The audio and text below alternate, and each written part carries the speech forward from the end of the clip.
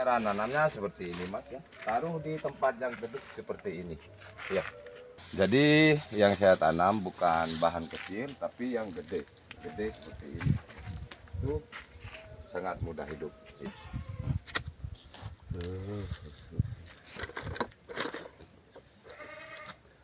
Assalamualaikum, jumpa lagi dengan saya. Di video kali ini saya akan berbagi pengalaman cara menanam bahan bonsai serut atau bakalan ya. Bakalan apa saja, bukan serut tok ya. Bahan apa saja dengan cara tepat mas ya. Dengan cara yang tepat tanpa perangsang, memakai obat ya, atau memakai perangsang dari bawang merah ya. Itu kalau menurut saya mas, gak usah memakai obat atau perangsang lainnya ya, itu aman ya, aman. Karena apa? Karena bawang merah atau obat perangsang lainnya itu cuma pendukung ya.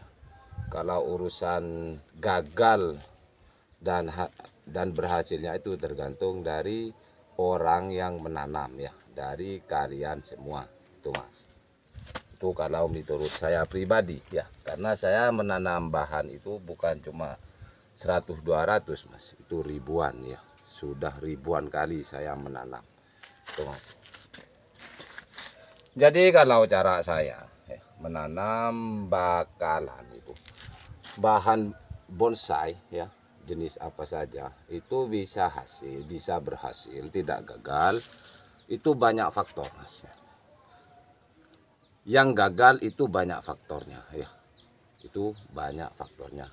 Di antaranya ya, kita harus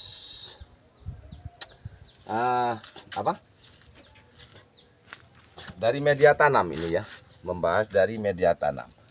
Media tanamnya itu mas ya, media tanamnya itu harus basah mas ya, harus keadaan basah. Baik dan media tanam itu memakai sekam, pasir, tanah, itu harus keadaan basah ya, basah ya, jangan kering mas, jangan kering. Itu pas mau menanam bahan. Contohnya seperti ini mas, ini saya buang dulu. Ini ya, ini bahan ya, bahan. Ini dari irengan mas ya, irengan atau mustam. Kalau ini serut sama saja. Pas kita menanam itu usahakan media tanamnya itu mas ya, itu harus basah mas, posisi basah ya, jangan kering. Kan ada yang nanam itu kering, itu ya, itu sangat bahaya mas ya, bahaya itu kalau menurut saya. Jadi harus basah. Kalau urusan memakai media itu terserah, media tanamnya itu pakai sekam, pasir, itu terserah, yang penting basah ya. Seperti ini mas, ini mustam ya, sudah berhasil. Ini serut ya. Jadi sangat mudah mas, sangat mudah sekali, tidak susah. Cara menanam bonsai tergantung dari emasnya masing-masing ya. Kalau menurut saya ya seperti itu mas. Pertama kita harus menjaga media tanamnya dulu, itu harus basah mas. Dan yang kedua ini mas, jadi bahan yang sebelum kita tanam ya, sebelum kita tanam itu kita rendam dulu mas. Rendam 1 hari gak apa-apa, setengah hari gak apa-apa ya, atau 2 hari, 1 hari semalam itu gak apa-apa mas, boleh-boleh saja ya. Pokoknya direndam seperti ini dan kita cukup bersihkan ya, bersihkan. Gak usah pakai perangsang, gak usah, kita cukup bersihkan ya, bersihkan pakai spons atau sikat gigi nggak apa-apa, yang penting harus bersih ya, bersih itu mas, harus steril bahannya. Dan faktor yang lain ya, itu aduh, sudah mau sholat duhur ini mas, nggak apa-apa. Dan faktor kedua itu Mas ya, banyak yang dari teman-teman terutama pemula itu meremehkan ya, tidak menghiraukan, meremehkan. Itu dari segi pot Mas, potnya. Kalau urusan menanam itu Mas, semua orang bisa Mas. Tapi ada ya sebagian yang kurang teliti pada potnya ini Mas. Jadi pot itu Mas harus dalam keadaan berlobang seperti ini Mas ya. Berlobang. Kita harus kasih apa? Diperbesar lagi lobangnya seperti ini. Ya. Biar tujuannya itu lancar, poros ya. Air itu langsung ces turun Mas. Turunnya itu lancar, tidak ngendap. Itu Mas ya. Kalau urusan pot itu terserah pakai pot dari plastik atau ember ya, atau apa polybag, pakai pot dari semen itu terserah. Pakai gelangsi karung itu gak apa-apa. Yang penting harus poros ya. Bolongannya itu harus gede Mas ya, supaya airnya itu turunnya lancar ya. Itu yang sering dari teman-teman yang kurang teliti ya. Kenapa saya jelaskan keporosan pot ini atau lubangnya ini, karena tujuannya Mas ya, itu kalau kalau kurang poros potnya itu Mas, maka akarnya itu Mas, akar yang seperti ini dia akan mengalami kebusukan atau pembusukan ya, pembusukan pada akar ini Mas ya. Pada akar seperti ini itu akan busuk Mas kalau potnya ini kurang poros. Media tanamnya itu akan jadi basah terus, jemek ya, kalau potnya ini kurang poros ya. Jadi itu faktor kedua Mas ya. Dan faktor ketiga itu ada di penyungkupan ya. Proses penyungkupan setelah kita tanam semua ya, itu kan kita sungkup Mas. Harus disungkup gitu. Memang ada dari kawan-kawan ya yang bilang, kalau bahan saya di rumah nggak usah disungkup, itu hidup. Katanya ada yang bilang gitu sama saya, nggak usah pakai sungkup, hidup. Bahkan kalau disungkup itu mati katanya. Nah, itu ya gak apa-apa, tapi kalau menurut saya kita harus melihat dari daerah masing-masing ya, daerah masing-masing. Mungkin daerah Mas itu beda dengan daerah saya. Kalau di daerah saya Mas ditanam seperti punya Mas itu ya, bukan cuma gagal tapi langsung siaran Mas. Siaran innalillahi itu Mas. Jadi kita harus lihat daerah ya. Kalau di daerah dataran tinggi itu masuk akal Mas.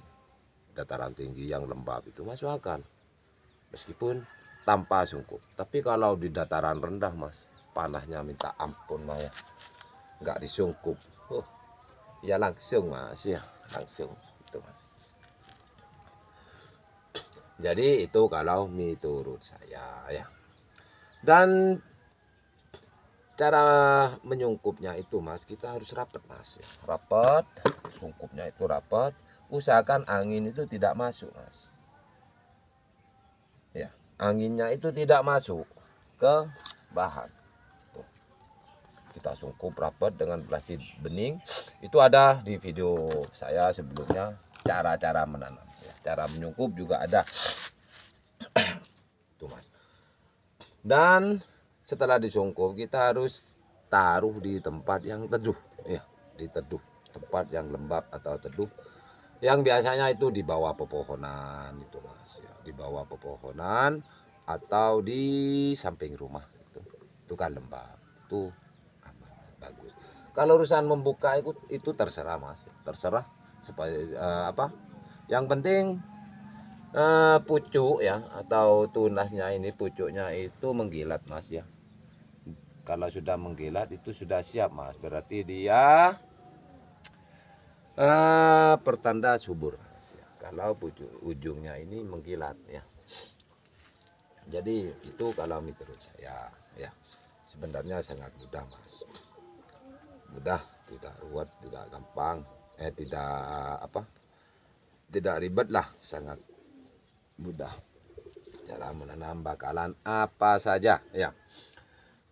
Itu Mas cara-cara saya dalam menanam bonsai. Dan masih ada Mas ya, itu saat kita dongkel ya, dongkel atau kita pindah dari kebun, mendongkel bahan bonsai atau memindah bakalan bonsai dari kebun, itu kita harus hati-hati Mas ya. Kita harus jaga akarnya itu Mas, akarnya kita harus jaga ya. Jangan asal-asalan dongkel plak-plak pakai picu itu kapak, itu nggak ada orang gitu Mas ya, gagal Mas ya.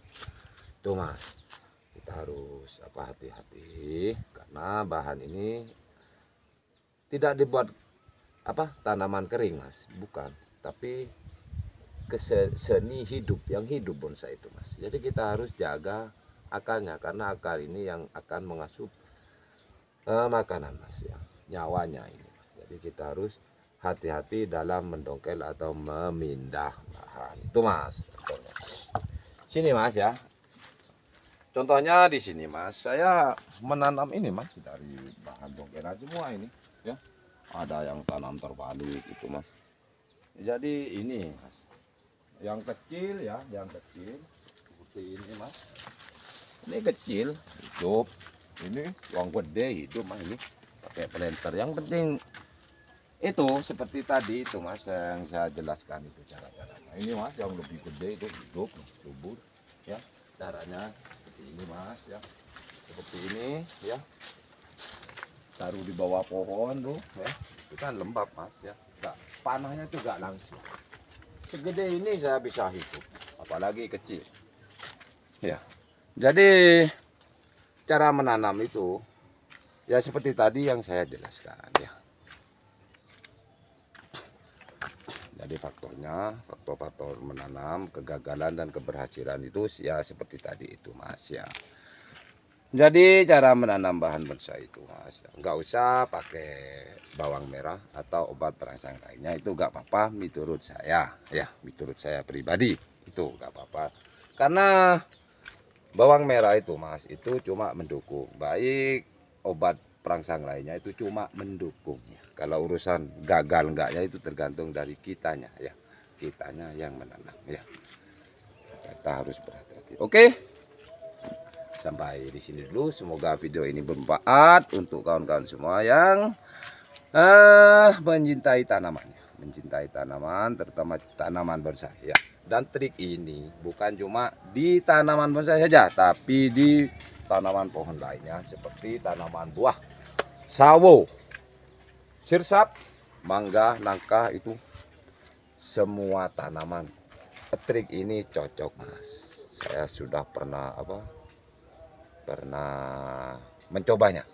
Oke, sekali lagi semoga bermanfaat. Wassalamualaikum warahmatullahi wabarakatuh.